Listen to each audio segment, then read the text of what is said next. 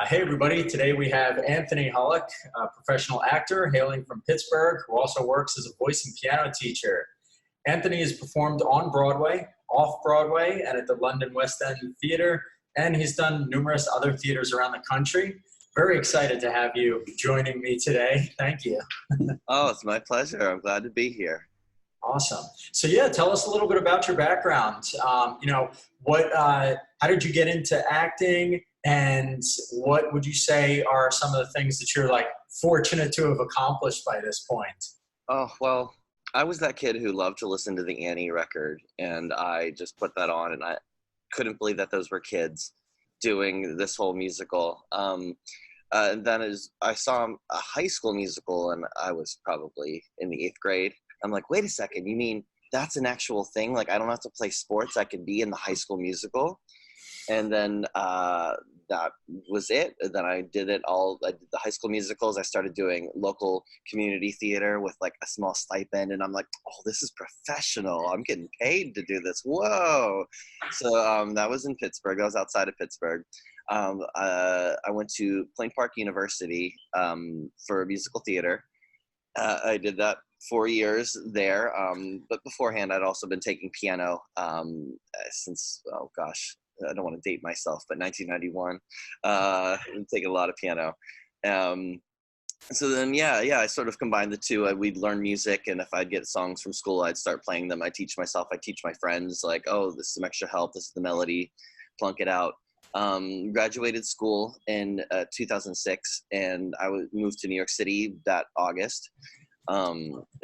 Same apartment I'm in now in Long Island City, actually. So I've seen a lot happen in this neighborhood. But so 2006, then 2007, I was cast in a 3-night production of Hair in Central Park that did very well, enough that they remounted it the following summer as a full mounted Shakespeare in the Park production. We extended twice. That production went so well, it transferred to Broadway. So this is 2009, it was on Broadway. Then that did so well, it moved to London in 2010.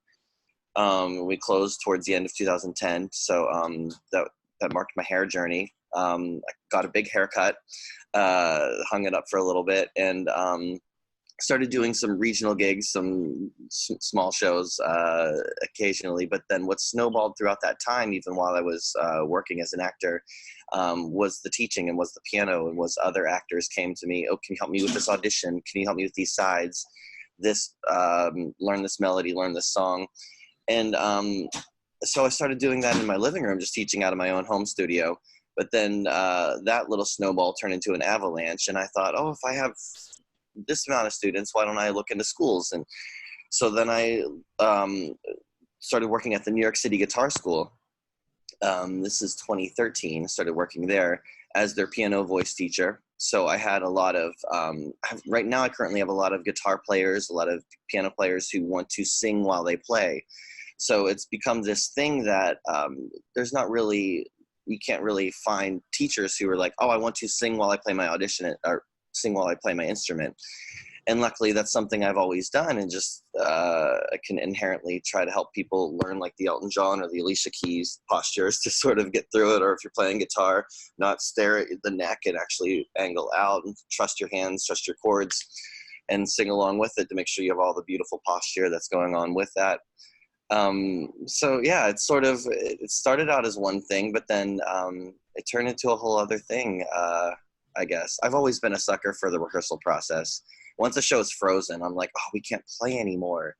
So I guess being in a studio and just working all the time in a rehearsal type setting really just makes me feel at home. That's awesome. Yeah. I think that, that might be an interesting thing to talk about either now or in a little bit, a little bit more about your work teaching actors and, or teaching people music and everything. Mm-hmm. There's a lot of actors who sort of, need to earn extra income for themselves. Right. Want to figure out how to do freelancing, whether it's teaching or whatever it might be, there's a lot of different options. So we'll come back to that in a little bit. Okay. But let's see. So Thinking about your achievements in acting in terms of getting your first. I mean, you said that you performed on Broadway and off Broadway. What do you think were some of the biggest factors that contributed most towards those accomplishments? Being prepared to be at the right place at the right time, because you never know when the right place at the right time will be. So as long as you're prepared for any situation, any occasion, that's all you can really hope for. Always having your book ready, cleaned out, ready to sing any song, be willing to mess up and just go, oh, sure, I'll try that. I'll do that right now. Because they're mainly looking for who you are more than what you can do at that moment. You can always work and rehearse, but if you're willing to just be vulnerable, I think that's something that's lacking nowadays. Human communication. Oh, excuse me. Human communication is something that, as my text message goes off, eye contact, just being a human, being engaged as a person is something that's lacking a lot right now. So people appreciate that. I've noticed. Yeah, just the willing to wait around. I was non-union actor. I went to an EPA for the hair concert, and I waited for 5 hours. And at the end of the day, they decided to see non-union actors, and that's how I got my equity card. Was just that show transferring to Broadway. So it's one of the rare occasions where I got my equity card to be on a Broadway stage. But yeah, you just always have to be willing to try and fall on your face, because people appreciate that more than like the, oh, no, thank you. Because then once you say no, thank you, or oh, that's okay, then or once you sleep in bed and don't get up for the audition, you're not going to get it. So, and oftentimes I've been called in for other shows that I wasn't originally going in for, because they remember me from the original audition. They remember I'm a little kooky, a little weird. So, oh, call that guy back in for this. And, so some things lead to other things, and yeah, you might not book that gig, but at least they call you in, they see, oh, this guy's willing to do whatever it takes, roll on the floor and act like they're doing a ballet, modern piece or something, whatever they ask, you just do it, just have fun. Yeah, I think that's really good advice, to kind of be willing to say yes and put in the extra efforts, because especially during the first 5 years of an acting career, I mean, obviously you have to fully love whatever it is that you're going in and doing. Whether you're a photographer freelancing and growing a business, or you're an actor, if you don't fully love it and want to dive in head first and say yes to everything and work your ass off 12 hours a day, studying lines, going to training, going to the auditions, and then on top of that, working to pay your bills. I mean, it's the same thing with any freelancer. People think oh, business owners and stuff have it easier, but really, they're also not getting paid for 90% of the time that they're working. Right. So you do have to dive 100% in and be willing to invest that time. And I just basically what I'm saying is I completely agree with your point there. Actors sometimes kind of they're oh, I'd rather just sleep in or relax or something. If you do that, you're kind of sabotaging yourself, because you have to be all right, I'm willing to work 5 years to 10 years like crazy, and I'm going to have myself perfectly set for success after that time period. Yeah, right. It'll be really easy after that. Yeah. But you'll be so well connected by that point that it will be easier. Well, it will be easier for sure. But it doesn't always mean projects will be right for you. So it might feel worse than it was even at times before. You'll hit huge success. I remember being on the Tony stage, winning a Tony the night that Hair won, which is funny. I was 4 people behind the person accepting the speech, and it looks like I'm right behind him, and I was very feeling all the feels that you get being a little small town boy, being on a Radio City stage, and they parodied me on The Soup that following week. So I remember the height of that moment being oh my gosh, that's what life was. But then also times too where you're I need to subsidize my income, and you got to get a what I call a soap store job, where it's a job that you can just know that it's fine. You're going to sniff fragrances with ladies and go, I can quit this at any time. It's an I can quit any time kind of job. but you also have to enjoy it. So whether it's a soap and smelling fragrance, whether it's perfume, or whether it's retail and folding t-shirts, merch is a great, it was my first job in New York City before I booked hair, was I sold merchandise at the Wicked Theater. It was just great. You're on a show schedule. You're able to audition at that same sort of time frame. But I guess what happened with teaching is it sort of chose me. I didn't choose it. So didn't become something to really subsidize income. It became like, oh, I really like this. And I don't feel like I work a day in my life because I'm sitting at a piano and not like a desk or not at a cash register. So I wouldn't recommend teaching as a way to subsidize unless you really, really like giving the gift that has been given to you. I think of all the teachers I've had who ignited my fire and threw logs in my fire. And now I get to be a fire throwing logs in young burning artists' fires. It's awesome. It's really, yeah, that's what I'm getting a kick out of these days, is seeing the talent. The talent pool in New York City is incredible too. The kids, that they get to see subway station buskers or Broadway shows, no big deal. And it's always really talented people. So the level of what they're able to already execute and perform is just unreal.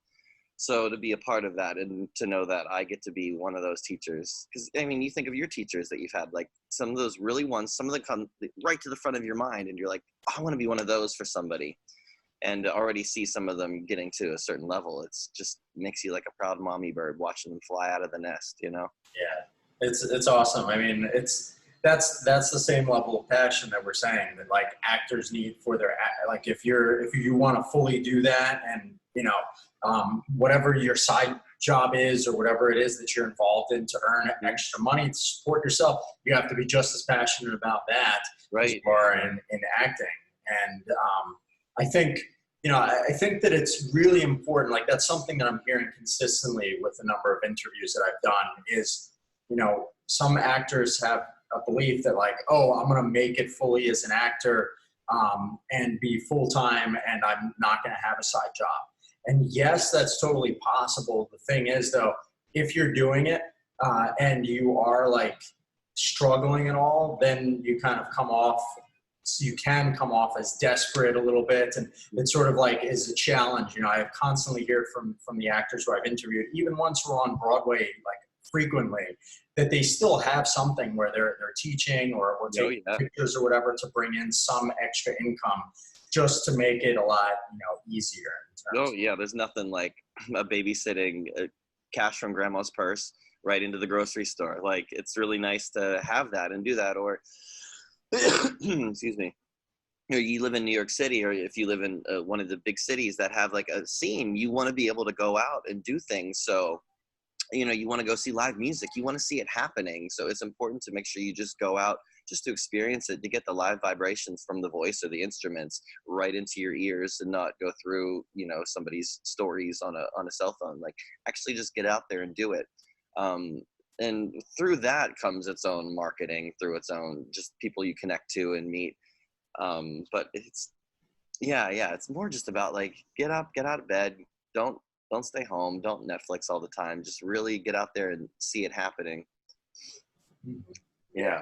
But subsidizing all the time. Doesn't matter how successful you are. You always got to find those little in-between gigs. Even what Modern Family actors are doing voiceover work, you know, like it's always more things, more. This is what this is. Don't be afraid to, you're saying some people are in their minds, I want to work only as an actor.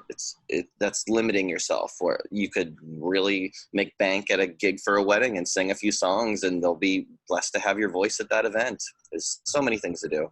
Yeah. And it also, I mean, that's a great idea or something. I mean, it allows you to express yourself, and as an actor you're an artist, and the whole point is expressing your talents and serving others through your talents. Right. So my next question for you is, thinking about things that you do on a daily or weekly basis to get more paid acting work, what are some of those promotional types of things that you do? Well, I try to just do little Instagram stories, just try to make yourself present. I recently sat behind the table for callbacks for a friend of mine as a director, and she was casting a show. And the first thing that you do, the first thing you see people behind the table is they look at their resume.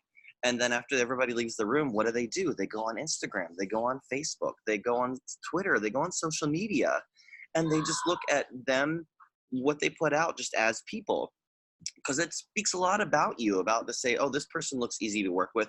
This person seems to like to pick fights. This person seems to get angry a lot. And that's the kind of person you're applying for a job. So if you want to show who you are on set or on stage or in the rehearsal room, if you seem easy to get along with there, but then I go and I turn on, I see that there's 25 tweets of you fighting with somebody over something that doesn't need to be fought over, that speaks a lot. And maybe then you look at the next headshot. So I try to put out positivity on social media. I try to just show what I'm doing. I show my plants, my flowers. I like gardening, just show my hobbies. I like to, if I paint my face, I like to just, put up a little picture. This is how I painted my face tonight. Just something that's just speaks about your creativity and your artistry, more than we see enough negative Nancys in the world that we don't need to harp on that. So I guess that's something I do, whether it's conscious to get acting work or not. I just, it's something that I do. It's a way to be creative. Yeah.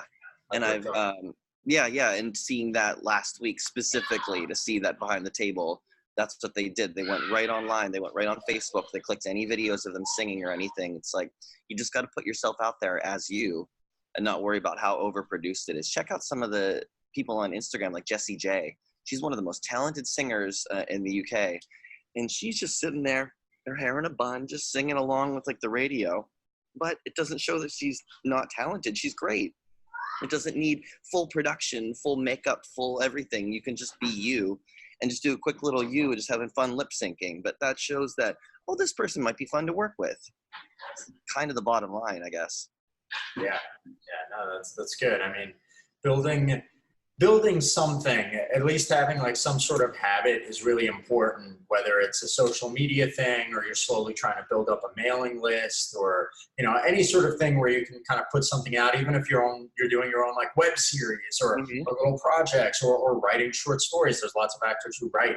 But doing something where it's like repetitive and it's habitual and it's productive rather than destructive. You're not doing things that are like a waste of time, like your habit is watching Netflix all day, or like, like drinking lots of alcohol or whatever. Right. Not that we don't need that time too as artists. We definitely need time to like sip a little cocktail and watch your Netflix guilty pleasure, because that might be something you want to be in, and you learn a lot from watching actors do other things. So everything in moderation, though. Yeah, exactly. You can't be only doing that. Right. And obviously, if you're like some workaholic, then you're going to go crazy, or you're going to explode one day, So you do things, but you got to have something that's productive and slowly kind of moving you forward in some sort of way. I once had a roommate who there was an irony to it, that they continued to watch Sex and the City on a loop. And we lived in New York City. I was like, do you want to go out? Like, no, I'm just going to stay in. I'm like, you're watching 4 of these fabulous women go out in this city that you live in, but you're not doing it. So it's, like, it's one thing to watch it. It's another thing to, be a wallflower or actually go out and dance. Yeah. No, it makes a lot of sense. And actually, that's just a great general tip for people. I mean, I remember, what was it, like last year sometime, I had this one point where I forget how I came up with this idea. It was probably like someone told me to do it, or I read a book or something. But it was like, do something that's like totally out of the ordinary for you, at least like once a day. Oh, yeah. So like one day I went up and just like, I gave like a $20 bill to a homeless person, which kind of was like, oh, wow. I gave like, and they were like so grateful and appreciative. Yeah. And then another day I decided, you know what? I'm just going to go up to the top of the World Trade Center building just for the hell of it and see what that's like, like something that's totally different, because you get into these routines that are just like, same thing over and over again. And before you blow it, you look back and you're like, where the hell did the last like 10 years go? Absolutely. And to piggyback on that, if you see somebody walk on the subway and you like their shoes, you tell them because it makes their day. If you see just an outfit, you hear somebody singing, whether or not you have the change to give a busker, you say, I love your breath control. They're like, nobody's ever told me that, but I really do. I admire their breath control. So it's, you just have to say, if it comes to your mind and it's positive, you have to share it, because then that you are stepping outside yourself, and it won't make these times whenever you are in an audition room and they are strangers, you won't be so scared to be that person that you know you can be spreading positivity, because people are attracted to positivity. They're not in the mood to be brought down with more of the stuff that's happening in this day and age. You know? Yeah, no, that's so smart. You know, you'll be so much more comfortable when you go into auditions if every day is like a new experience. For sure. I like that. Yeah. Excellent. So let's talk a little bit about your goals briefly. What would you say are one or two of your biggest goals in your acting career right now? And are you taking any specific steps that you'd like to share towards moving towards those? Yes. So my current goal, I was very inspired by people like John Waters, Charles Busch, John Cameron Mitchell, who write stuff and create stuff for oddball people like myself. So I wrote a project called Becky, where I star as a person named Becky. And she is half of a conservative news anchor who also has a reality TV show. So it kind of shows, what if Kim Kardashian said the news? But then again, Kim Kardashian in real life is getting her law degree, and Kim Kardashian was granted a meeting in the Oval Office. So this is kind of the world we're living in, where media is getting mixed and entertainment is becoming news-tertainment. Like, it's very interesting. So yeah, Becky has a momager, played by the fabulous Annie Golden, who just starred in Broadway Bounty Hunter. She's in Orange is the New Black. She's brilliant. I couldn't be more blessed than to have her as Becky's momager. But it's kind of this tale as old as time story. We see it in Gypsy. We see it in, any pageant thing with any pageant. I love pageant thing, Honey Boo Boo, or Grey Gardens, this mother-daughter relationship where it's a tale as old as time, where they think that I have to make my daughter a star, where that's such an old concept, where now women can be anything they want to be. We're at a different time and place, but there's still this mentality that I have to make her a star. I have to kind of sexualize her. That's what Mama Rose did, just take off a glove, and she made Gypsy a stripper. But there's these things that, you're painting up your daughters to be in pageants. And so that's kind of that idea where it's all surface and no substance. And I just love the idea that Becky's very entitled, but she's very entitled to be reading the news, and she'll read whatever's put in front of her, and she'll make mistakes, and she'll blame other people because it's clearly other people's fault if she messes up on the cue cards. Yeah, it's just kind of, it's my way of being like, what is this world we're living in? Who am I watching? Who's this credible person reading me the news? I remember in elementary school learning fact and opinion, and you had to decipher the difference. But now it seems that doesn't exist anymore. It's all opinion, and we can't pull the facts out. So I just like playing with that, with the writing, where you make something seem so believable, which George Orwell warned us of this. We know what doublespeak is. We know what all of this stuff is, but we're just living it now. And nobody's, picking their head up to go, wait, I've heard this. So I think I created Becky as a way for people to go, oh, this is so satirical, so over the top ridiculous. I hope you can spot this in real life. So we wrote and shot a pilot and edited it. I wrote and composed the music over top of it, costumed it, did the makeup, just immersed myself creatively in it to try to, like any Charles Busch or John Cameron Mitchell would do, and play it out that way. And now we're at the point we have it down. We edited an 18-minute director's cut. I'm going to make like a 4-minute sizzle reel, but we're putting little 30 to 90-second clips on Instagram to try to just put that out there. Without saying like, oh, I am an actor playing Becky. I'm telling you because we're in an interview, but I like to imagine Becky as like Miss Piggy, You know, when Miss Piggy's presenting at an award show, they're not like, and a puppet. They're like, this is Miss Piggy. We pretend she's real. Or Dame Edna, all these characters who live amongst us, they're real to us. So I want Becky to be a real person for people. And it's kind of funny in this age of Instagram too. I teach kids. And so they'll be, you know, on Instagram, they're 11, 12 years old. They find Becky and they want me to like, be like, you're Becky, right? I'm like, oh, that's such a compliment because she's so pretty. And you use the same double speak to never answer the question that politicians or journalists use, and just sort of play with that. But then the kids get such a kick out of it. They think she's the funniest thing ever. They think Miss Piggy or Becky, that was Freud, but that was real. They think that she's like the funniest thing. So I'm just hoping to play off of that. And so I guess I'm not using the specific marketing strategy where I'm writing an email blasting telling everybody I'm playing Becky, but that could be the next step that maybe I need to do. But I'm just trying to do it as in like, oh, here's my friend Becky, and here's her videos that she's putting out there, and this is her momager, and just, you know, acting like I'm supporting a friend, which just might be different, but it's something I'm doing. You know, because yeah, she's not a typical drag character. She's a girl, very entitled girl at that. So now that that's sort of, I'm able to create, I'm able to make stuff, I'm able to from start to finish execute it. But then the marketing and stuff, this is where, you know, you're more aware of than I am. That part is all a little different for me. So as I finish a project, I already start writing the next one because, like I said earlier, I love the creative process. I love the rehearsal room. So within that too, I started writing a concept album, and I'm about 9 songs deep into it. It's based on the Pied Piper. And so I don't know if you are aware of the story of the Pied Piper, but it's an old German folk fairy tale where the German town is run over by rats everywhere.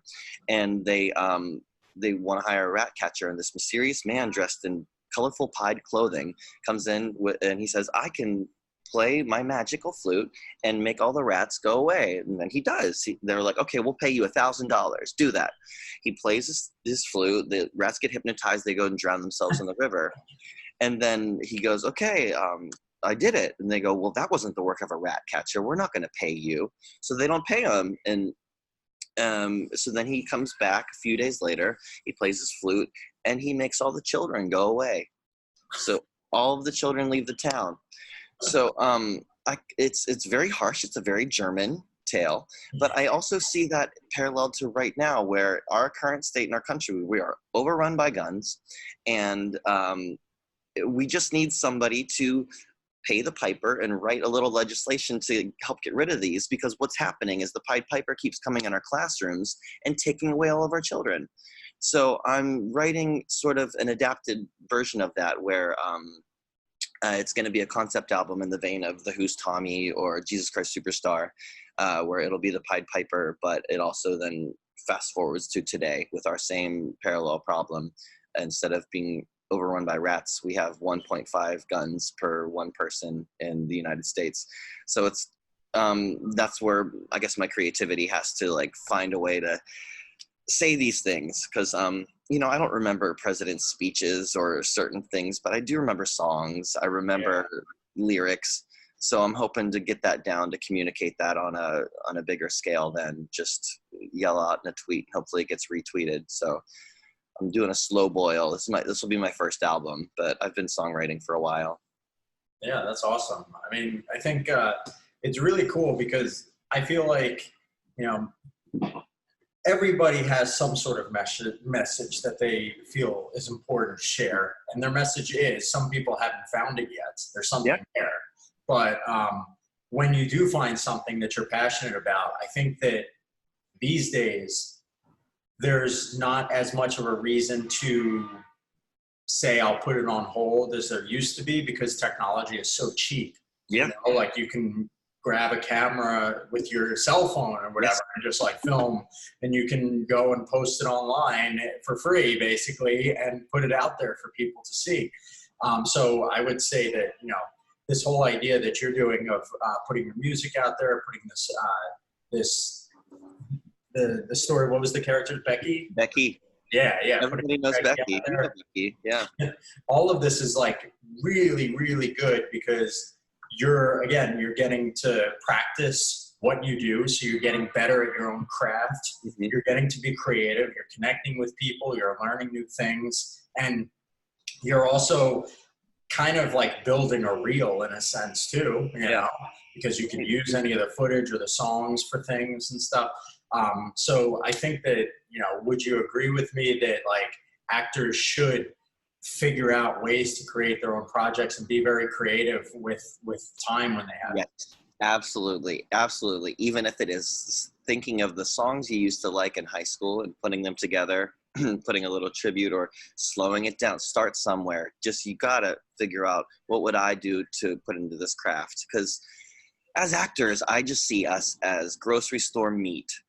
And the casting director is walking through and seeing who they want to cook with. You know, you can cook with any one of them. You can cook. Some of them you might want to put in the freezer and thaw out and cook later.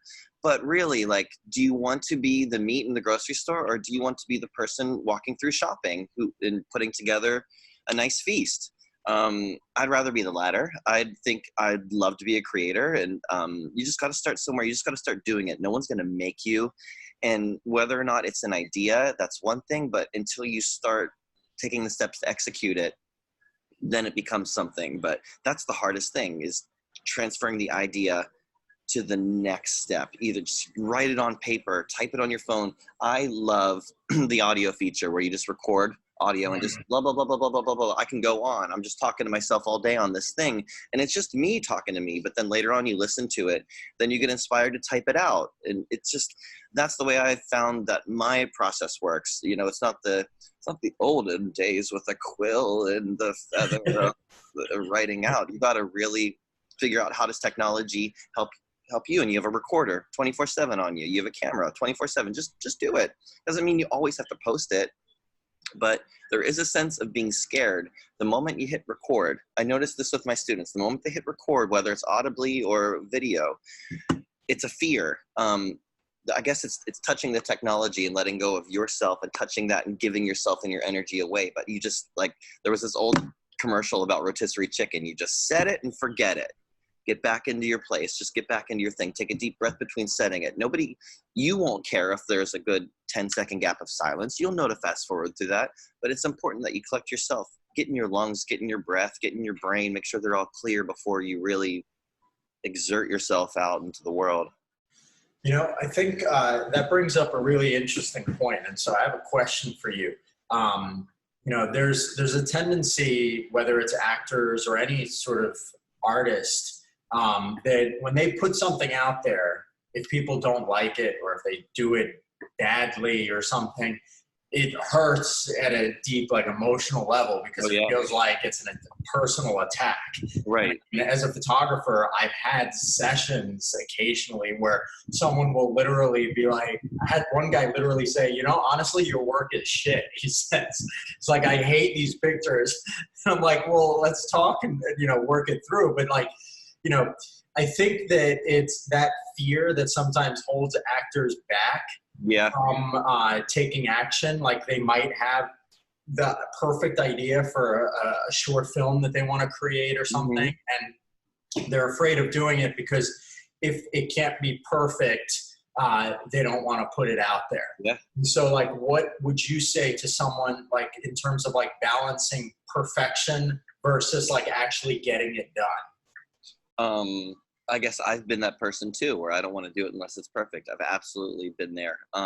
You just have to start somewhere, and don't always think this is the product. Just be in a process, and everything is the process. I don't think product ever even actually exists until that person, the artist, is deceased, and you go back and look at their catalog of life. But it's always looking for improvement. Whether you write a song, Gaga writes a song, she's going to continue singing it for the rest of her life. So that's still always a process that the song's going to transform to. Or you hear somebody like Diana Ross, or somebody who's been singing this stuff for years, and how it's evolved in their voice and the way that they mean the lyrics differently.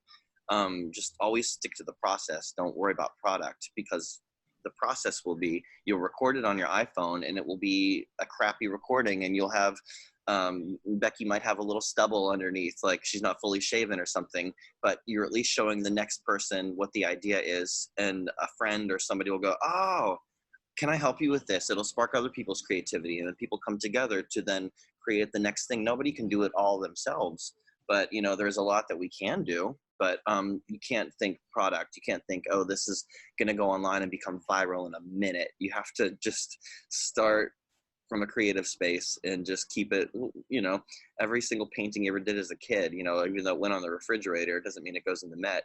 So you have to just really know that, okay, it's going to be in the process to maybe one day get in the Met. But you can't predict what it's all going to happen either too. We're in an age where there's so much information and there's so much saturation of everything that of course your little thing is just going to get mixed in with all of that. But you just have to hope you get the right eyes and the right people and the right signs from the universe. There's been plenty of times where I'm like, I can't stand Becky, and I really don't. I don't like her. She's not a nice person. But then I'll have my students come in and they'll have just discovered her, and they'll think she's the funniest person ever, and they'll want to ask me all these questions about her. And I see that as the universe telling me, don't kill her. Just, let her do what she's here to do and just entertain and laugh at. And I get offended by the stuff she says because I'm just really soundbiting the stuff I hear from Facebook or news outlets like Fox as an example. So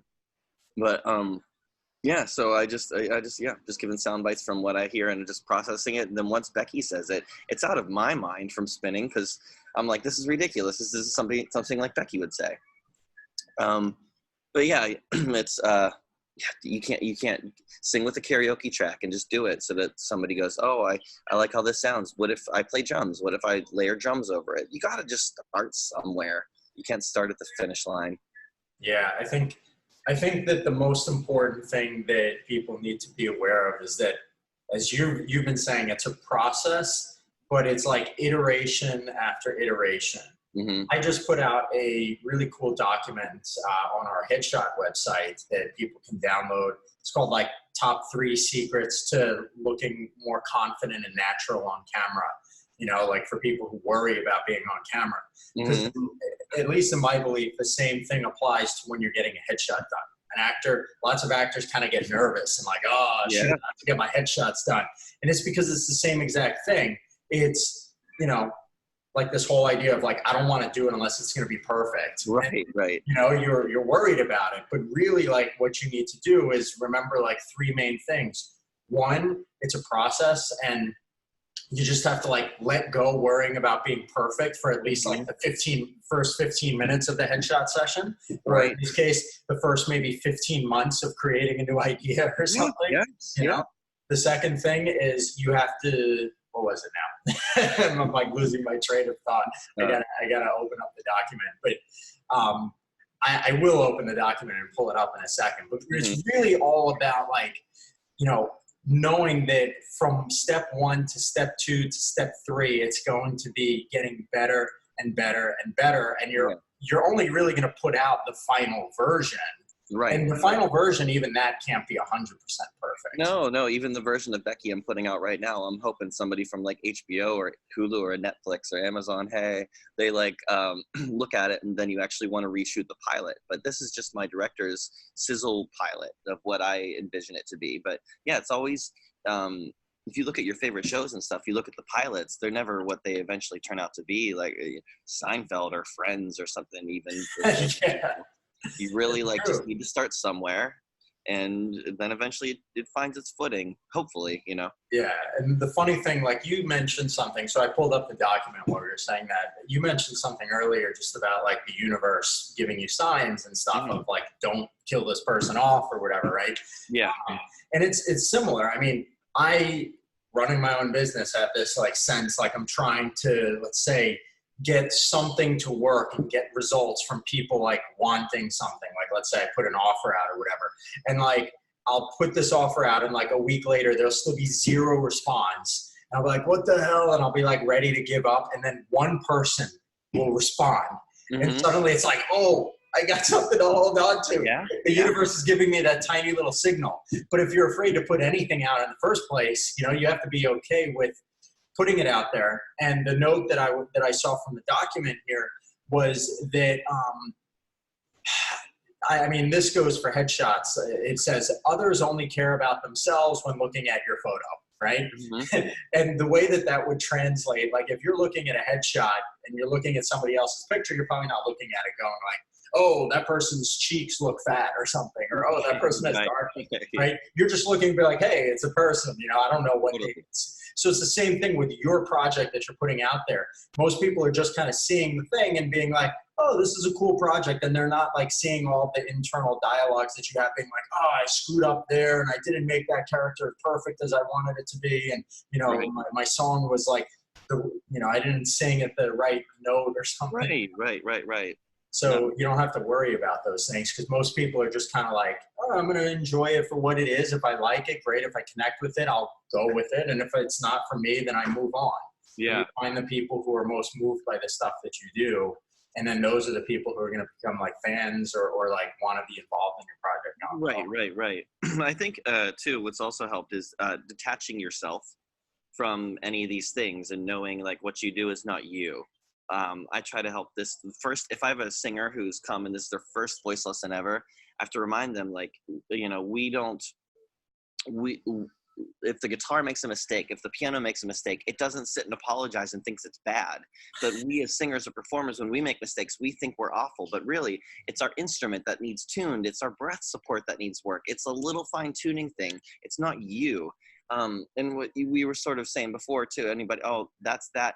I blame Simon Cowell on a lot of this because we've never seen him sing or perform, but we've seen him criticize everybody from these award shows or competition shows all of our lives. We've seen him just do that. So everybody sort of thinks, oh, I can have an opinion too, and I can say this. And they don't realize it's for reality TV. It's exaggerated even too, but that one person saying all of your work is shit, that's their awful opinion that doesn't need to be said. They could find a very nice way of saying that, or they don't have to put it that way, but here we are this time period later, and that really stuck with you.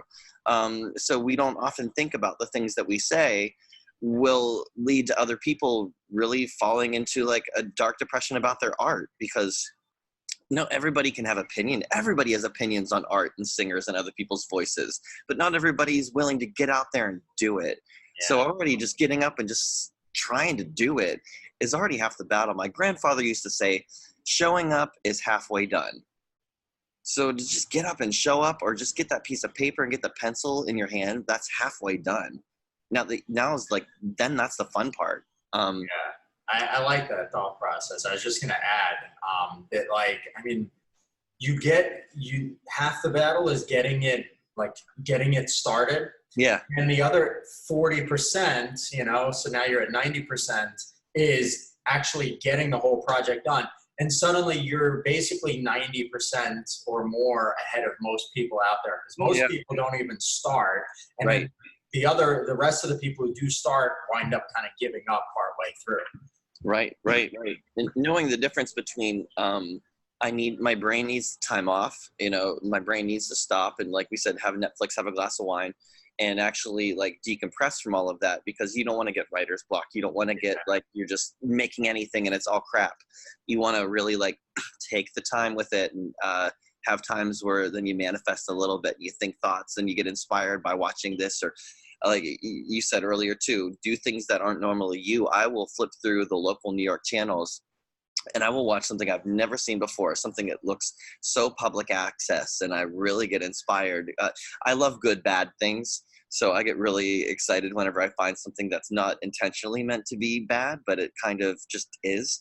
So then this also goes to people too. If you think your work is bad, there's people like me who love it and adore it. And I love so much that people are authentic and try it. There's local star searches, or just things that you find on YouTube that are just so good that, and it's just it just reminds me of my childhood too. Like, you know, small town, like, oh, here's the recital. And, you know, you sit through it and you're like, oh, this is what people are. And this is how people act. And this is how people sing. But then you get to New York City and you're like, oh, this is a different type of thing here, where this is more Broadway, rock and roll, or, that's more Southern. That's, everybody, it's different styles, different places people come together.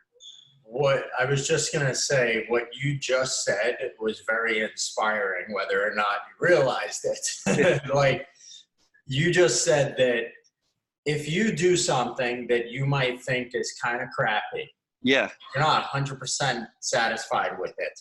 There's people out there like you who will love it. Yeah. And there's people out there for everything, and that's what's the beauty of the internet. You can put something out that you're not 100% confident in, and there will be people, if you post it on social media and stuff enough times, there will be people who start following it. You'll get better. You'll start to find out what those people really want. And you have to start somewhere. And, right. I think that that's the key thing for an actor.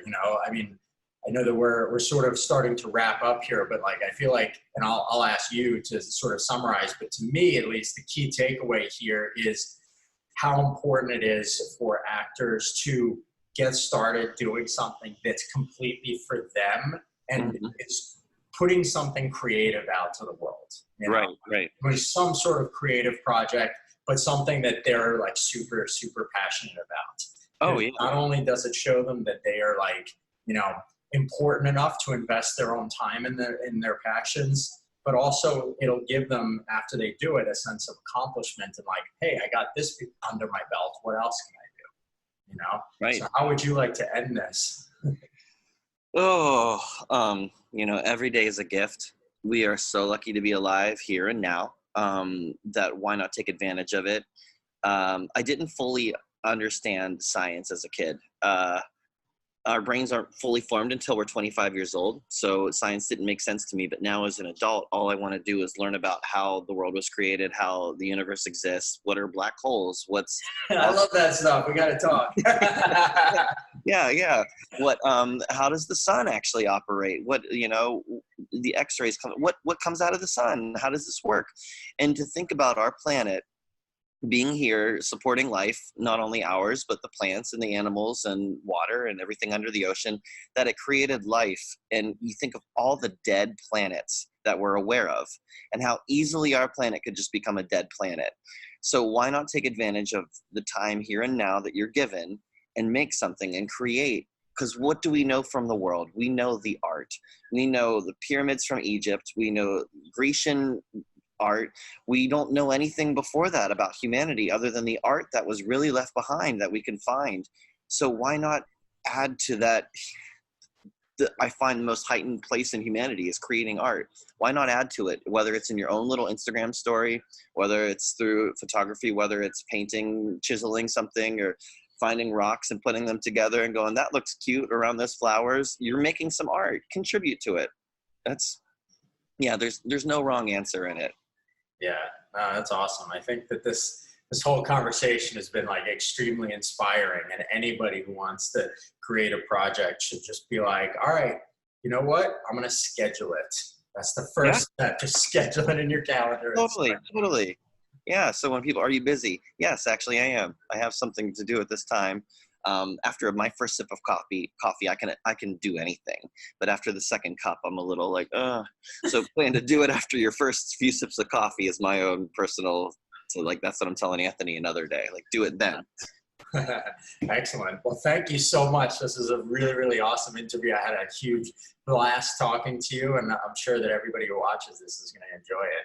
I appreciate the opportunity to get my little voice out there and say some things. So thank you so much for doing what you're doing. And I wish you all much more success.